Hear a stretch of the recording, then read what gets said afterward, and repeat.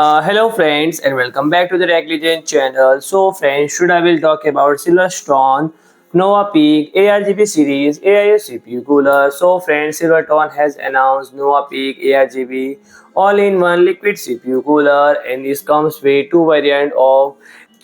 radiator size: NovaPeak 360 ARGB and NovaPeak 240 ARGB, and those coolers are characterized by decorative acrylic ARGB diffuser on top of the pump block and high static pressure fan and daisy chain fan cabling that reduce cable clutter, and the pump feature a 6-pole motor for greater endurance, and it features a copper cold plate, an aluminum chamber, and the radiator is made of aluminum as well. Each of 2 and 3 include 120 fans, comes with addressable ARGB lighting, with LED located on the impeller hub and the fan connected to each other, with a convenient daisy chain cable that reduces clutter compared to Y series, and each turn and 2200 RPM, pushing up to 75.74 CFM of airflow at 3.4 mm H2O static pressure and 12 to 33 dBA noise output depending on the speed.